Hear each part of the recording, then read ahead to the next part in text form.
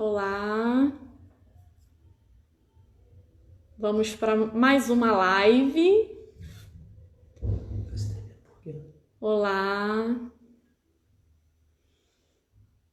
olá, Márcia, Andréia.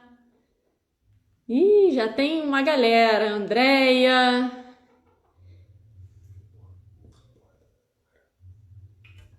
Cândida, Ana Paula. Que bom ter vocês aqui. Hoje vamos continuar um papo com a Glaucier, né? Um papo que nós iniciamos e devido à conexão a gente teve uns probleminhas, não conversamos tanto como nós queríamos, né? E aí eu vou chamar a Glaucier aqui pra gente. Vamos ver como é que vai ser hoje, espero que dê tudo certo. Olá, Glaucier!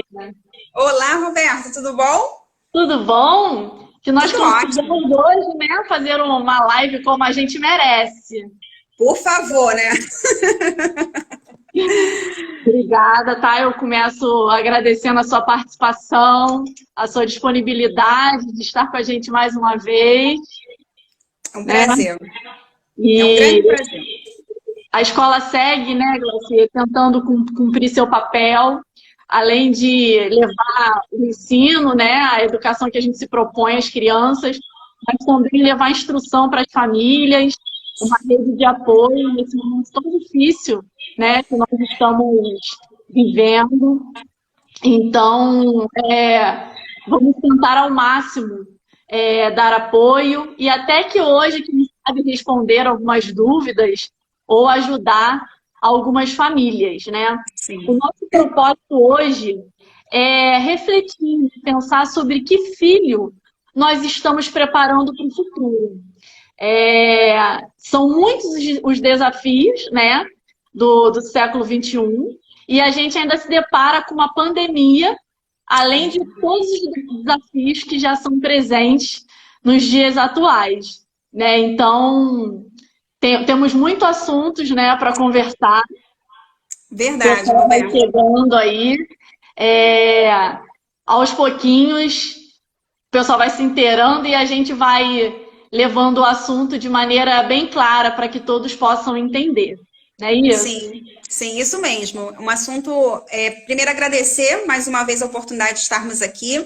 Como você colocou, a escola tem, o papel da escola é muito amplo, né? Vai muito além do conteúdo da sala de aula e para além dos muros da escola. E esse tema realmente vem de muito ao encontro a todas as dificuldades, as dúvidas que as pessoas têm, né? Toda a preparação que os pais fazem em relação à educação dos seus filhos. Essa pandemia, sim, atravessa, e daí como que vai ser, né? Quais realmente os desafios? Somos de uma última geração onde as regras, os limites eram muito mais, de uma forma muito mais incisiva, muito mais direta, né? Escolhemos um modelo de educação diferenciado, mas será que isso está dando certo? Será que a gente está pegando na mão certo, né? O que a gente pode fazer? Então, certamente, hoje, são muitos questionamentos para todos nós, né? Não existe um manual. Os nossos filhos não saem da maternidade com um manual, poderia, né? Seria Quem muito dera, né? legal, Quem dera. mas não sai. Então, que hoje realmente essa live ela venha contribuir. Nós não temos a pretensão de esgotar o assunto, né? Mas fazer refletir sobre o nosso papel quanto educador, o nosso papel como responsável por essas vidas que estão em crescimento, né? E nós possamos refletir cada vez mais e que nós possamos contribuir para pleno sucesso dos nossos filhos. Isso aí. E aí a gente começa com uma reflexão, né? A gente se preocupa em deixar o mundo melhor para os nossos filhos, mas nós deveríamos nos preocupar em deixar filhos melhores para o mundo. É verdade, Roberta. Que responsabilidade, né? Quando nós estejamos pensando assim, o que eu estou deixando, né, para o meu filho? Será que eu penso só em questões de herança, questões materiais, será que eu quero só deixar uma casa, quero deixar uma poupança, ou eu quero deixar um legado de vida, né? Eu quero que ele olhe para as minhas atitudes, as minhas ações, a forma, o modelo que eu escolhi para conduzi-lo e que eu possa transformar o mundo e o espaço em que eu estou. Então, essa reflexão é maravilhosa para que todos nós possamos começar a pensar que nesse pacote aí da herança que eu vou deixar para o meu filho, que o primeiro produto de grande valor que seja o legado das questões do caráter dessa pessoa em formação. Isso aí. E a gente começa a pensar, assim, bem lá no início, né? Desde a gestação, que até então a gente tem muitas outras preocupações, mas é importante a gente começar o nosso assunto, né, da gestação. Então, desde a gestação, é possível a gente já ter essa preocupação com a formação, né, com a formação dessa criança que eu estou colocando no mundo? Sim, Roberta. Olha só que interessante, você me fez lembrar que antigamente, você é muito nova, né? Eu tô só um pouco mais... antigamente existiam cursos que preparavam as pessoas para casar. As moças faziam curso de culinária, as pessoas faziam cursos de aprender até cortes de frango, para você ter uma noção, né? E nunca se preocuparam em fazer um curso que nos orientasse em conduzir a educação dos nossos filhos. E mesmo curso que hoje em dia tem curso, é curso para você fazer as atividades ali com o bebê. Trocar fralda, tomar banho. Não fala nada sobre o emocional, que é tão importante. Não fala. E sabe uma coisa que a gente vem observando? Que quando a gente tem uma família se forma, né? Você e seu cônjuge, vocês se formam e nós vamos agora pensar, estamos planejando, né? Vamos ali gerar um filho. Nós não paramos e conversamos qual foi o modelo de educação que você teve? Quais os pontos ali que hoje contribuem, quando você se vê adulto, quais os pontos que você fala assim, poxa, minha mãe pegou pesado, os meus pais nisso daí... Ou, poxa, mesmo que tenha sido uma forma mais incisiva, eu sou quem sou porque os meus pais me conduziram desta forma. E de você conversar com o outro, né, com o parceiro, com a parceira, qual foi o modelo e quais pontos nós vamos equilibrar para o nosso filho? E isso já começa, Roberta, a pensar que quando eu estou gerando um filho, eu estou gerando sonhos para essa pessoa, se eu não acertar com o meu cônjuge, qual é o modelo de educação, eu estou definindo para a minha casa, qual é o meu código de ética, essa criança já nasce e já começa ali as discussões dentro do relacionamento. Porque a criança vê... Com a minha mãe, eu não consigo ganhar, mas eu vou pro meu pai, faço um charme e meu pai já vai deixar. E não é? A criança já começa a perceber qual é, né, um que cede mais, um que favorece as questões materiais, outro não. Então, a importância de um modelo de educação parental, dos pais iniciarem ali quais as questões que me marcaram de forma positiva ou não, e o que nós vamos decidir e mantermos firmes dentro do nosso código de ética. Então, e aí vai entrar a questão do limite, das regras, porque quando a gente tem dois, né, o pai e a mãe, com opiniões diversas sobre essa criação, surgem os conflitos, né? E aí a gente vai ter aquela família, né? Como a gente percebe, a gente conhece que é algo muito possível. A mãe optando por uma criação, eu não vou bater, vou fazer assim. E aí a gente tem um pai, de repente, que bate, ou vice-versa, e aí vem um conflito. E no meio disso tudo está a criança, que não sabe qual a regra, né, o que ela deve seguir. Então, essa definição do limite, do que vai ser colocado para a criança como certo, como errado, o que é possível ela fazer e o que não é possível, isso aí também é um combinado que tem que ficar muito bem definido entre pai e mãe, né? Sim. Sim, Roberta, aí duas coisas importantes desse que você fala. Primeiro, que a criança, quando a gente fala assim, vamos disciplinar, as pessoas acham que disciplinar a criança é corrigir. Disciplinar é exatamente o que você falou. Eu vou passar para você, filho, quais são as regras, né? E quais são os limites dentro dessa casa? Qual é o papel de cada um ali? E quando isso está claro, quando isso fica muito definido para as crianças, é muito interessante, porque as coisas vão fluir, né? Nós sempre vamos divergir em uma coisa. É claro, não existe família de comercial de margarina, né? Mas isso vai acontecer com menos frequência, né? Não tem assim... outra coisa importante, as pessoas falam muito que hoje é muito mais difícil educar filhos do que tempos atrás, no tempo dos nossos pais. E eu fico muito pensativa em relação a isso, que eu acho que a gente menospreza o trabalho que os nossos pais tiveram. Porque lá nós estávamos como filhos. Lá nós não estávamos, nós não podemos dizer se foi fácil ou difícil, se as questões sociais eram mais fáceis, mais difíceis, porque somente eles poderão responder, porque eles viveram isso, né? Tanto que hoje, quando a gente fala assim, você não é todo mundo, né? A gente usa essas expressões, então alguém te disciplinou lá atrás. Alguém disse para você que você poderia querer o que todas as suas amigas estavam tendo, mas que naquele momento o limite de salário do seu pai ou da sua mãe era aquele, você não poderia ter naquele momento, que você ia ter que esperar, que as regras sociais implicavam de você respeitar o professor, respeitar uma pessoa independente da idade. Então, a gente precisa entender que trazer para hoje, falar de educação, Roberta, vai implicar nessa disciplina, que é essa orientação que você colocou, e isso nós não delegamos a terceiros. Né? A gente vê hoje que as pessoas fazem um núcleo da sua família, mas aí ainda a avó que ordena, Glaucia, mas o meu filho fica com a minha mãe porque eu tenho que trabalhar. E aí o filho não vê qual é a figura que ele precisa se referir quando ele precisa entender se o limite dele termina, se ele vai respeitar ou não aquela regra.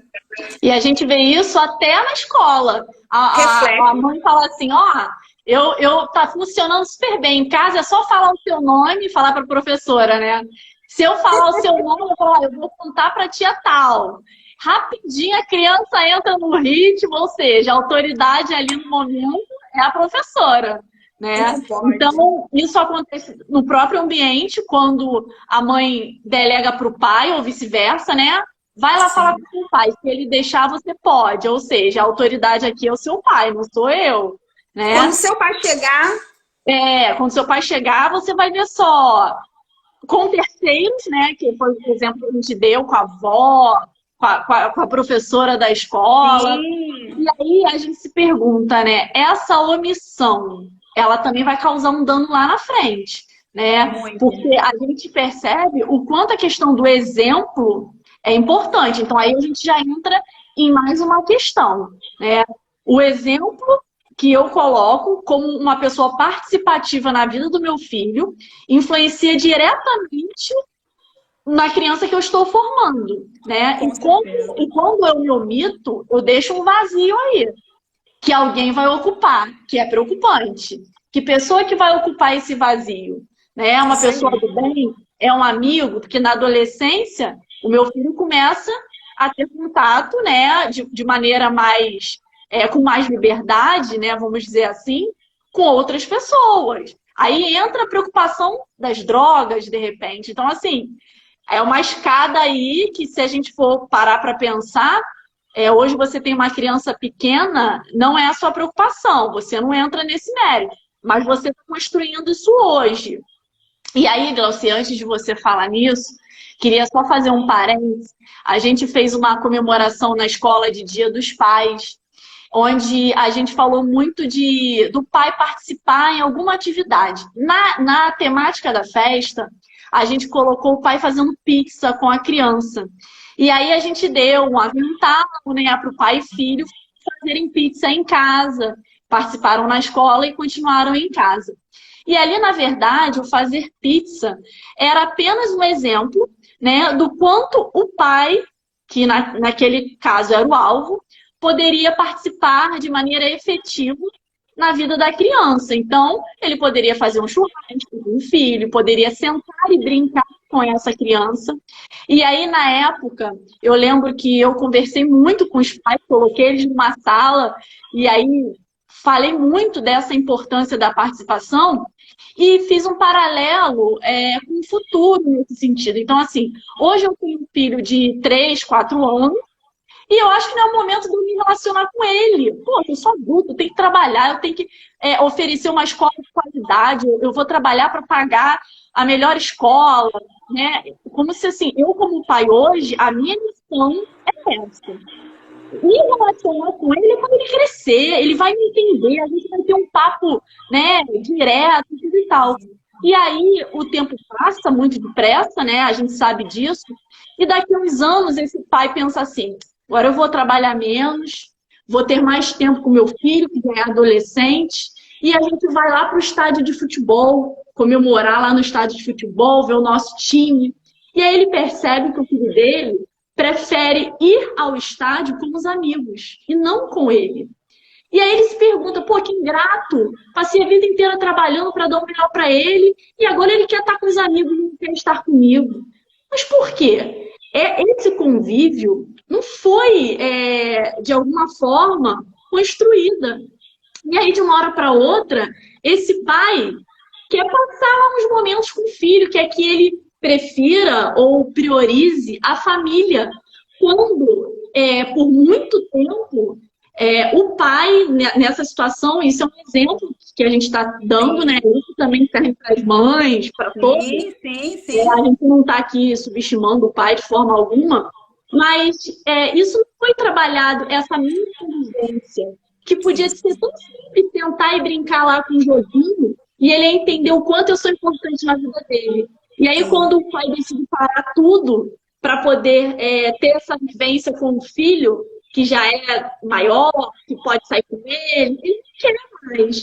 A criança já tem esse vazio, como a gente falou, já foi preenchido por outro. Perfeitamente. É isso aí. Essa lacuna que você deixou, essa pessoa vai buscar toda a vida. E interessante, enquanto você falava, eu ficava imaginando aquela criança que vem do nosso lado: pera rapidinho, né? Tô fazendo um negócio aqui. E aí ela vai e traz o brinquedo de novo: pera rapidinho. E o tempo todo ela nos busca, né? E o tempo todo a gente vai permitindo que esse vazio fique. Ela vai preenchendo. E aí, quando esse pai, de repente, lá na adolescência, quer levar ele para o estádio de futebol para apresentar um time, talvez, Roberto, ele até descubra que, além de ir com os amigos, ele nem goste de futebol. Ou nem seja do time do pai, né? Porque, perfeito, como isso não foi fortalecido, ele pode um dia chegar em casa, né? O pai é Vasco, ele: pai, sou Flamengo. Aí o pai: como assim? Mas, pô, meus amigos todos são. E eu convivo com eles, no caso, né? Isso aí. E outra, a adolescência, Roberta, é um momento, e aí é muito importante. Você fez uma colocação muito importante no sentido: desde pequeno, eu construo isso com o meu filho. Então, se eu tenho uma criança em que eu realmente estou construindo, quando ela estiver adolescente, que é quando a criança vai fortalecer a sua identidade, eu tenho as minhas referências. Eu estou investindo no meu filho para que, quando ele seja aquela pessoa que vai fazer escolhas, ele tenha um catálogo. Né? O meu pai me apresentou tais profissões, eu vou tentar estas. O meu pai tinha hábitos de estudo, o meu pai tinha hábitos, né, de ser solidário ao outro. O meu pai, ele fazia escolhas não a partir do que iria trazer um benefício para ele direto, mas o que ia formar vínculos. A adolescência realmente é um momento de escolhas, de fortalecimento dessa identidade. E se nós não preenchermos esse vazio durante a infância, alguém vem e senta no lugar, né? Sim. E realmente nós perdemos. E aí, depois, infelizmente, a gente ouve aquelas frases muito, eu acho muito pesada, porque a gente culpa o adolescente. Ah, você sabe, né? Aborrecente. Eles estão na fase da aborrecência. Ainda culpamos, transferimos novamente para o outro a forma como o seu filho está agindo. Não é culpa minha, é ele que é assim. A gente teve uma participação aqui, Glaucia, num comentário, e colocaram assim: e quando esse tempo já passou, é possível resgatar essa convivência, né? Vamos dizer que hoje essa família já tem um filho adolescente e perceba que realmente esse tempo passou, que poderia ter fortalecido mais esse vínculo e que hoje estão muito distantes. Isso é algo positivo que a pandemia pode trazer, não é, Glaucia? Esse momento em que todos estão em casa, resgatar essa convivência. Sim. Porque, assim, eu tenho conversado muito com as pessoas sobre isso e eu acho que um dos legados positivos, tá? Sem querer tirar toda a problemática que a pandemia, né, tem causado, né? Um dos legados positivos é essa convivência, esse resgate da família dentro de casa. Né? A possibilidade desse tempo que a gente não tinha, né? Muito mais com os amigos, né? Fora de casa. E assim, a gente aqui, particularmente na minha casa, a gente teve uma percepção da nossa casa, ambiente, que a gente não tinha antes. A gente começa a olhar coisas, reparar. E aquela janela sempre esteve ali, aquela cortina sempre esteve ali, e agora eu tenho uma percepção completamente diferente, né? Então, assim, desde o ambiente até a convivência mesmo com as pessoas, né? E isso é legal, ou seja, a oportunidade é agora, né? Para essa família perceber. Glaucia, se a gente pensar num conselho de maneira prática para essa família, né? De repente eu começar a entender o que meu filho gosta, para que eu ache um caminho para chegar até ele. Então, por exemplo, um jovem gosta de assistir filme na Netflix. Estou dando um exemplo, né? Seria uma forma de eu vamos assistir um filme juntos, né? Isso aí. Como essa família, de maneira prática, poderia tentar alcançar essa criança nesse momento? Primeiro, para essa pessoa, trazer para ela que os filhos são para sempre. Existe ex-esposa, ex-marido, não existe ex-filho. A nossa cultura começa a trabalhar que depois dos 18 anos estamos entregando o filho para o mundo.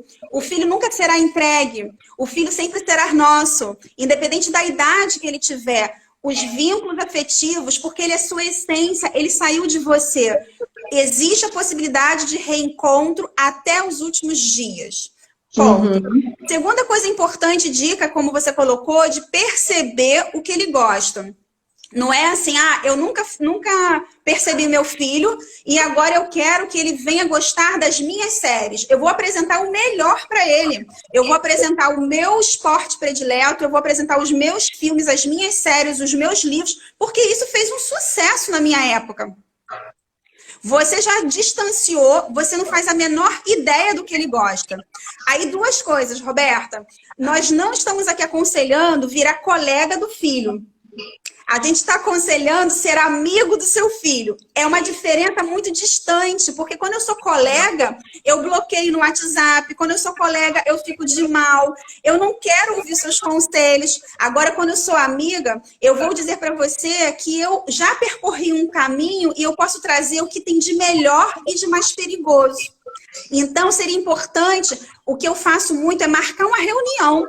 E quando a gente marca uma reunião, a gente estabelece ali a escuta. Quando o filho vier falar, Roberta, outra coisa que a gente percebe nos adolescentes é eu começar a criticar. Pô, você tem essa idade, tu ainda fala desse jeito? Que bobeira é essa? Você tá vendo? Não, para, ouça. Não, e que está na fase do período meio estranho. É um cabelo estranho, é uma roupa estranha. E a gente pega isso tudo pra frente. Sim. Você vai sair com este cabelo, eu não tô acreditando nisso. Deixa ele sair com este cabelo, deixa ele experimentar, talvez, chegar à rua e não ser um cabelo que tenha agradado ao grupo, mas ele tentou. As escolhas da busca pela identidade. É claro que você não vai permitir seu filho a expor ao ridículo, você não vai permitir que seu filho troque o uniforme da escola para ir com uma fantasia, você não vai permitir que o seu filho... Não, existem as regras sociais. Mas se ele quer, por exemplo, ele acha que ele pode ir de pijama no shopping, e ele quer passar esse vexame, por que você não deixa ele de pijama no shopping? É claro que qual o pijama que ele vai no shopping? Aquelas fantasias que hoje eles usam, né? Que alguns adolescentes gostam, essas coisas assim. Uhum. O grande problema é a crítica vir antes, né, da escuta. E é claro que tudo tem um limite, né? Então, a gente não pode permitir que essa família ache que não existe mais tempo de resgatar, até os últimos minutos se resgata, mas permitir entender o que ocupou o seu vazio. E de repente, Glaucia, esse cabelo estranho, essa roupa estranha, é para chamar a sua atenção, né? Para ver se ele é percebido, né? Às vezes a criança ela encontra um canal para ela ser percebida. Então a gente percebe, até por uma questão psicológica, eu acho que eu posso dizer assim, que uma criança que quer ter um cabelo azul ou que quer fazer algo muito diferente, de alguma forma ela tem uma carência, né? Sim, eu tô aprendendo ali, né? Eu tô indo aqui por um outro caminho, mas eu acho que também é um toque para a família, né? O que meu filho precisa que tá deixando esse vazio para que ele queira chamar a atenção, né? Isso aí. E esse momento de pandemia, como você colocou, que nós possamos ver como gratidão esse período que antes nós falávamos, eu não tenho tempo para sentar com ele. Eu não tenho tempo, porque você não sabe como a minha vida é corrida. E veio um vírus e parou, nos colocou dentro de casa. Que possamos entender que, às vezes, dentro de uma adversidade, a gente pode ter coisas positivas, né? E que seja esse momento de fortalecimento de vínculos, né? Faça festa com seu filho dentro da casa, coloque uma mesa bonita, né? Lá em casa, Roberta, uma prática que eu faço, para mostrar o quanto eu conheço deles, eu sempre no aniversário, desde o café da manhã a comida, eu faço o cardápio que eles gostam. É um dia especial para ele, feito para ele. A mesa fica bonitona, né? A gente guarda tudo para visita. A gente tem que colocar a melhor mesa, as coisas que a gente fica guardando, né? Para os nossos filhos, para a nossa família, para o núcleo familiar, né? Vocês deixar o filho escolher o cardápio do aniversário dele. Ele é especial. E muitas adolescentes chegam aqui no atendimento, Roberta, e falam assim, o meu pai e minha mãe não sabem o que eu gosto de comer. Eles não fazem ideia do que eu prefiro, a cor que eu gosto. E a gente percebe isso, às vezes, na entrevista na escola, né? A gente recebe lá uma criança pequena ou tá entrando, né? E a gente começa a fazer aquela anamnese, o que gosta de comer e tal. E, às vezes, a resposta é, eu não sei porque é a babá que dá, não sei porque é a minha mãe que supre, né? Então, essa lacuna é muito preocupante. A gente tem hoje também, Glaucia, uma questão desse eu quero dar tudo para o meu filho que eu não tive, né? E a gente vê uma geração que está crescendo aí que não é acostumada a lidar com frustração. Ela não é acostumada a não ter. E a gente vê pais se desdobrando para dar presentes caríssimos, que na realidade ele não poderia, para não ter que, de alguma forma, causar uma tristeza nessa criança. Então, hoje a projeção da tristeza, ela também está ligada ao material, né? Porque, assim, é importante que essa criança entenda até onde eu posso ir. Esse presente é muito legal, filho, mas no momento você não pode ganhar, você não tem condições de te dar, né? Não tem como ele fazer uma aula de algo que eu não posso pagar. Então, a gente percebe que não está sendo trabalhado muito bem essa falta, e isso também é um problema para o futuro, né? Um adulto ou um adolescente que não sabe lidar com o não ter ou não poder ter, e aí a gente vê, eu acho que até de alguma forma associado a isso, essa questão do suicídio aumentando, né, Glaucia? Isso é um dado, assim, tristíssimo, porque a gente tem uma geração cada vez mais desenvolvida, né, intelectualmente, a informação está hoje no celular sobre tudo, e a gente tem cada vez mais jovens cometendo suicídio. Sim. Roberta, olha só que interessante. É uma violência que eu cometo com o meu filho quando eu não permito que ele comece a observar essas emoções básicas. Porque se eu não permito que ele entenda o que é frustração, o que é o sentimento de ter perdido, né? Esse sentimento de ter querido um brinquedo e eu não posso, esse ouvir o não, enquanto está com você, que é responsável, né? E que você vai conseguir mediar. Você não consigo ver meu filho sofrendo. Olha, eu não gerei filho para fazê-lo sofrer. E aí, você vai entregar ele quando adulto, ele vai sofrer muito mais, ainda vai culpar você por não ter permitido as emoções mais básicas e primárias, né? Nossa geração, nós precisávamos conquistar. Hoje, nós queremos conquistar os filhos. Antes, os filhos queriam conquistar porque eles sabiam um valor. Hoje, os nossos filhos veem um preço. Nós estamos mudando as coisas. Eu quero tênis, não porque o tênis vai durar o ano todo, mãe. Eu quero tênis porque o tênis é mais caro. Então, eu preciso chegar num espaço e mostrar para os meus colegas que eu consegui o tênis de uma marca, né, que está em destaque, que as pessoas têm mais. Realmente, como você falou, poupar o filho de não viver essa sensação de não poder. Muitos pais chegam aqui no consultório, Roberto, e falam assim, Glaucia, eu não podia, dei aquele telefone porque ele me prometeu que ia melhorar. Eu estou, vendendo, né? E aí, Glaucia, na primeira prestação, quebrou. Ele não sabe como que eu estou suando para pagar. Não sabe mesmo. Ele não faz a menor ideia do seu esforço. Se ele soubesse, dava muito mais valor. Mas você fez de tudo o que era impossível, porque a pessoa cria muitas dívidas e o vazio que era preenchido por você não será preenchido pelo telefone da moda, pelo tênis de marca, pela roupa da marca.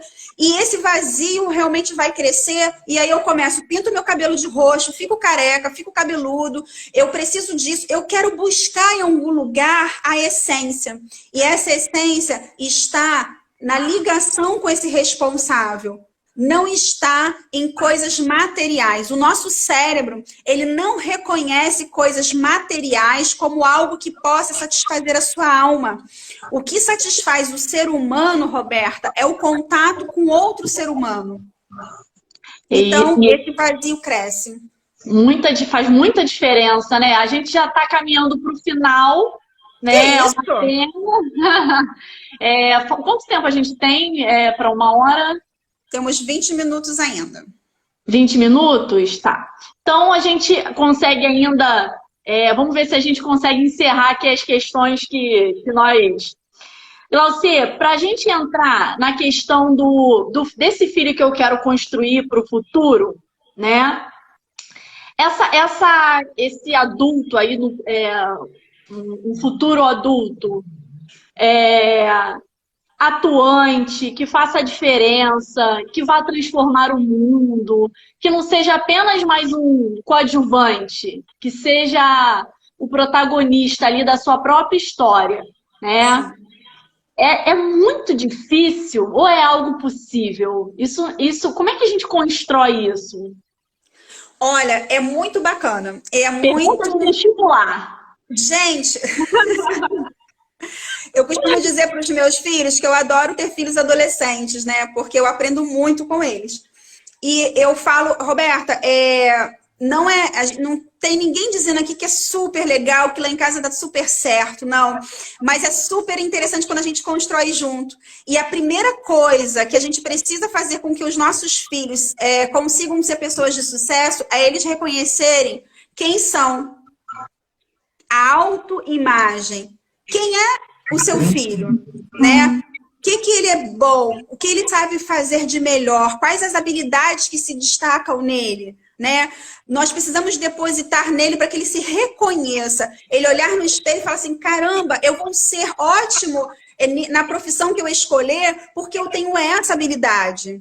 Não minta para os filhos, não queiram atravessar as escolhas, dizendo que eles só serão felizes se eles tiverem uma profissão que der dinheiro. É mentira. Ninguém é feliz numa profissão que dá dinheiro. Você é feliz numa profissão que você se enxerga todos os dias, fala assim, caramba, eu vou para aquele lugar, eu vou fazer isso todos os dias. Então, eu quero sempre interferir e não permito que as escolhas dos meus filhos prevaleçam. Então, eu quero uma lista. A gente percebe hoje que quando um aluno chega na escola e fala que quer ser professor, muitas vezes os pais vão contra. Porque professor hoje ganha muito mal. Você vai ser educador, você está vendo o que está acontecendo. E quem disse isso é mentira. Porque é o que é para você o valor, o que é para você ganhar muito ou ganhar pouco, o que é para você, o que você quer construir. Mentir para os filhos, dizendo que eles podem isso ou aquilo, quando eles estiverem de encontro, eles vão descobrir que eles não serão capazes de desempenhar uma função, eles serão frustrados e colocarão assim, eu tentei a vida toda correr atrás de um padrão que não era meu. Então, façam seus filhos reconhecerem a questão da autoestima, que as pessoas falam muito, Roberta. A autoestima é uma pontinha do iceberg. Você só tem uma autoestima boa ou não, caramba, poxa, estou muito bem, ou não, estou hoje para baixo, se você tem uma construção eficaz da sua autoimagem. Quem é a Glaucier, quais as habilidades que ela sabe fazer melhor e o que ela precisa aperfeiçoar. E com isso, quando eu estiver numa equipe e o meu trabalho não for, de repente, não estiver bacana, eu vou falar assim, poxa vida, hoje eu não fui bem, mas eu tenho confiança no que eu sou, eu tenho confiança que eu posso desempenhar um bom papel e eu vou batalhar para isso ser legal. Do contrário, você tem um adulto que nenhuma equipe é boa para ele, que nenhuma empresa é suficiente para satisfazer. E você vê hoje que os jovens, a carteira de trabalho é igual passaporte, carimbada demais. Nenhum lugar consegue fazê-lo crescer. As pessoas hoje no estágio já querem fazer estágio para ganhar muito dinheiro, né? Antes as pessoas queriam ser alguma coisa. E a gente vê que essa questão da autoestima, ela está totalmente ligada ao prazer que eu tenho. Né? Então, já foi época, eu até acho, né, Glaucia, essa coisa de, você tem que ser médico, você tem que ser advogado, né, para ser respeitado. E a gente vê que hoje a admiração, respeito, elas já não seguem mais esse padrão. E até essa questão salarial, depende. Você pode ser um médico ganhando pouco e você pode ser um médico ganhando muito. Assim como você pode ser um professor ganhando pouquinho, você pode ser um professor com altas habilidades, palestrante, né? Enfim. Então, uma vez eu estava lendo uma reportagem até sobre essa questão do meu ídolo mudou. Né? E hoje o ídolo é o youtuber, é um jogador de futebol, né? E eu acho que independente disso, né, sem querer dizer que um merece ser ídolo e o outro não, é entender quais são as características nesse ídolo que me projetam, né? Que vão fazer diferença na minha vida, porque ela pode ser uma simples cantora, uma cantora ser minha ídola, ela pode ser uma youtuber, mas o que nela me leva, me projeta para que eu melhore, porque se de alguma forma a imagem dela, né, a forma como ela se porta, isso me acrescenta, né, porque aí é importante a gente falar disso, tem que me acrescentar, tem que fazer diferença, né, minha vida. Se de alguma forma isso me enriquece, não faz diferença. Sim. Né? E, Roberta, essa questão do ídolo hoje ser transferido para pessoas artísticas vem muito da falta de valorização em casa, até mesmo das pequenas coisas que a criança faz. Pais que não valorizam, às vezes a criança chega com um desenho, lá na educação infantil, chega com um desenho, né? Às vezes ele não faz ideia do quanto que a criança precisa se organizar para desenhar. Não faz questão, não valoriza. Um rabisco. E aí ele joga fora na frente da criança, né? Então, assim, a criança já começa. O que eu estou construindo não agrada a essa pessoa que eu admiro. Os nossos filhos, eles nos enxergam como pessoas fantásticas, como pessoas que nunca erraram, né? Então, nós precisamos começar a olhar para eles, entender que todo o legado que eu deixo de exemplo de quem sou será refletido na vida deles, né? Então, assim, ó, incentivar que a criança tenha participação nas atividades da escola, que ele perceba qual atividade esportiva ele seria de se destacar, perguntar o que ele gostaria de fazer. Outra coisa importante, Roberta, quando o pai colocar uma criança numa atividade, fechar o ciclo. A criança na primeira... Cada hora é uma coisa e não fecha nunca.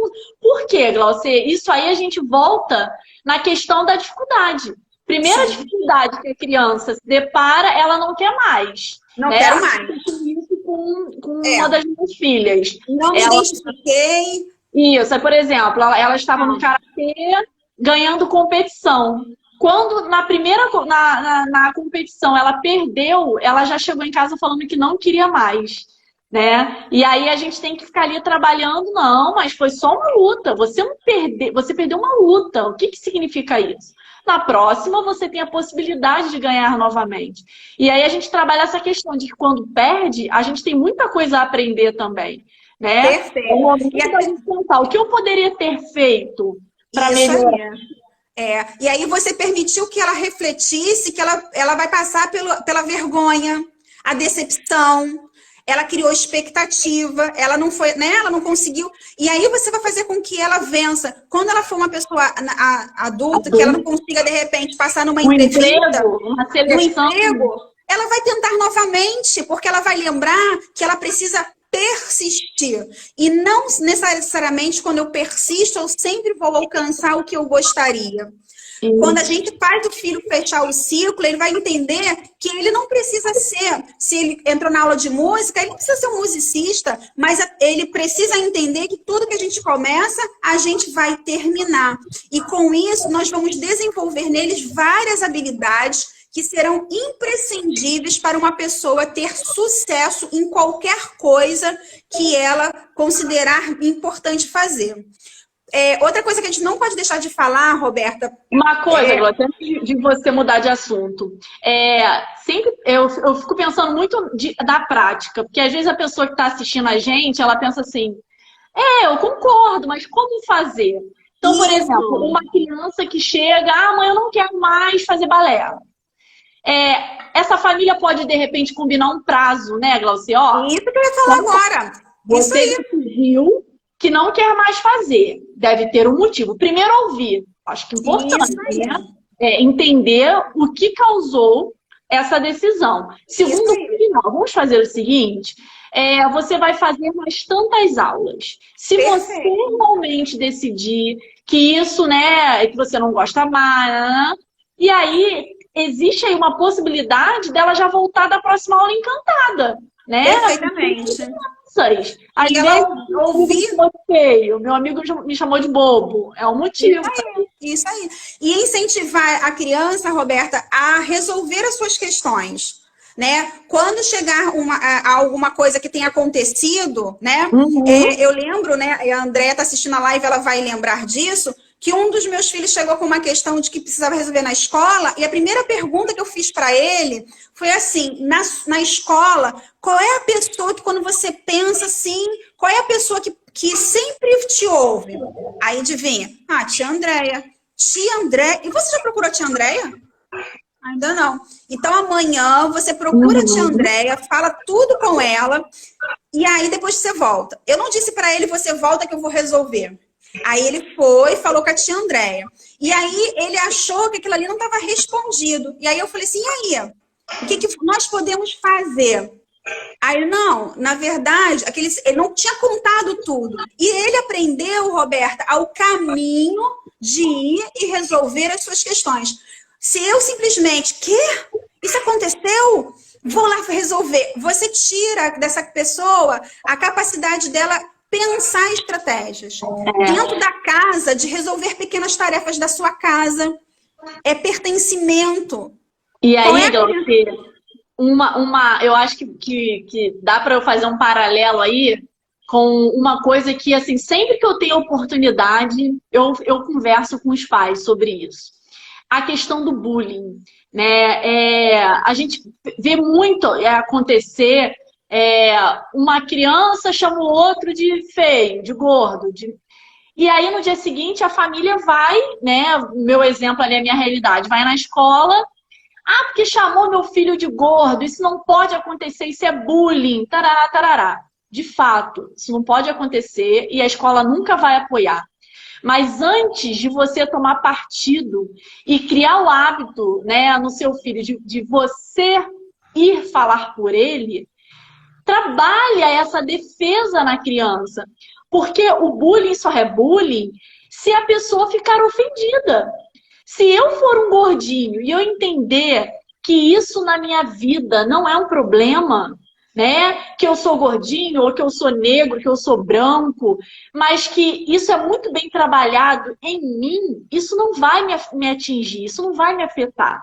Então, a gente diz assim, a pessoa que faz o bullying, ela só se satisfaz quando ela percebe que te atingiu. Sim. Quando ela vê o outro triste. Se ela faz uma vez e a criança falar assim, ah, eu sou gordinho mesmo, e daí? Mas eu sou muito inteligente, eu sou isso. Ou então, eu sou gordinho sim, e eu sou lindo assim. Ou seja, acabou a graça. Ela não vai mais fazer aquilo com aquela criança. E aí então, a gente vai até separar, Roberta, porque assim, quando a gente fala... que a família crie essa fortaleza. Mais do que falar assim, filho, toda vez que alguém te chamar de gordinho, eu vou lá e eu vou brigar por você. Porque isso é bullying, tá errado. Porque essa mãe, esse pai não vai estar do lado dessa criança sempre. Né? Ele vai crescer precisando chamar o pai ou a mãe, ou a gente quer criar uma autodefesa, né? Uma criança que entenda que se ele é gordinho, pode ser por uma escolha ou não, porque a gente vê às vezes um adolescente, né, que não gosta de ser gordinho e que ninguém trabalha essa questão da mudança, sim, que é possível. Também. A gente tem dois extremos, né, Roberto? A gente tem os extremos dos pais que reforçam essas características de inferiorização da criança, né? Uhum. E como você falou que a escola não apoia, porque o bullying realmente, no sentido de ser, ele passa pela violência. E nós vamos até mesmo separar quando essa criança souber resolver as suas questões, quando isso não passa realmente de implicância de criança, né? Quando isso realmente é uma coisa mais violenta e que a escola precisa se colocar, porque sim, existem esses casos que mesmo que a pessoa se posicione, permaneça, mas a escola vai saber separar. E sim, se eu me posiciono, se eu tenho a minha autoimagem, você pode me chamar do que você quiser, que eu reconheço o que sou, né? Então, a família precisa assim, o que nós vamos fazer? E quando eu falo assim, o que nós podemos fazer para resolver isso, a gente realmente coloca a valorização que a criança consegue, mas que naquele momento ela soube pedir ajuda, e aí nós vamos sempre fazer com que ela consiga partir do que ela consegue fazer para a resolução dos problemas. Isso, Roberta, até mesmo agora sim a live vai derrubar a gente. Para a gente finalizar, eu te devolver a palavra, que a gente possa desenvolver pessoas que estejam realmente com habilidades, que serão pessoas de sucesso em qualquer atividade que ela escolha, na vida ou na profissão. Uma pessoa que seja solidária, uma pessoa que tenha gratidão pela vida, uma pessoa que possa reconhecer alegria, amor, compaixão, honestidade. Vamos transformar os nossos filhos em líderes e não em chefes. Que eles consigam gerenciar as habilidades emocionais. Que eles sejam empreendedores e não vendedores. E assim nós vamos estar construindo um ser humano de sucesso e não um campeão. Nós não queremos fazer pessoas que queiram simplesmente se destacar, né? Mas pessoas que vão transformar onde estiverem. Acaba fazendo link com a nossa última conversa, né? Com a nossa live anterior, que a gente falou muito da escuta, né? É muito importante a família se colocar disponível para a escuta e aí colocar para a criança assim, o quanto ela representa para aquela família? Qual a importância dela para a família? Porque às vezes alguém na rua tem que falar isso, né? Quando ele já poderia ter ouvido isso da própria família, o quanto ele é importante, né? Independente da cor, da raça, se é gordinho, se é magrinho. E quando a gente percebe essas crianças tão sensíveis para lidar com essa situação, é porque para ele isso não está claro, né? E eles não se sentem tão importante assim. É verdade. Olha, pano para manga, hein, Roberta? Ficaríamos aqui dias conversando. Glauce, muito obrigada. Queria dizer para todo mundo que ficou aí nos assistindo, estamos muito felizes. Hoje sim estamos satisfeitas, né? Que o nosso papo não foi interrompido por uma falha na conexão. Dizer que semana que vem eu vou receber a Tatiene, da Escola da Inteligência. Vamos focar mais no emocional e vou trabalhar a seguinte questão com ela: educar filhos emocionalmente saudáveis, né, em tempos de crise. Então, difícil, né, Glauce? Criar uma criança emocionalmente saudável. Na crise, isso dá uma piorada. Então, assim, vamos tentar somar com as famílias e contribuir, né, com essa reflexão. E aí ela é uma especialista nesse assunto, vai poder nos ajudar bastante. Com certeza. Roberta, muito obrigada pelo convite. Foi muito bom estar aqui mais uma vez. Realmente a conexão ajudou muito, né? Agradecer a todas as pessoas que ficaram aí na nossa live, que assistiram, que mandaram comentários, né? Que participaram. E que semana que vem permaneçam, porque com certeza é uma continuidade do que nós começamos a falar e vai focar muito mais aí nas questões emocionais e certamente vai nos auxiliar muito na construção dessa pessoa de sucesso, que são os nossos filhos. Que o nosso legado deixado para eles seja realmente de pessoas que venham a valorizar o ser e nunca o ter. Tá bom, Roberta? Muito obrigada. Muito bom, Glauce. Te agradeço a nossa equipe, que está sempre presente aqui nos acompanhando, pessoas de exemplo, né, que nós temos ali dentro da nossa escola, as famílias. E a gente conta, né, com a participação deles nos próximos. E a gente termina aqui agradecendo. Obrigada, Glauce. Um beijão. Obrigada, tchau, tchau. Com Deus. Tchau. Você também. Tchau.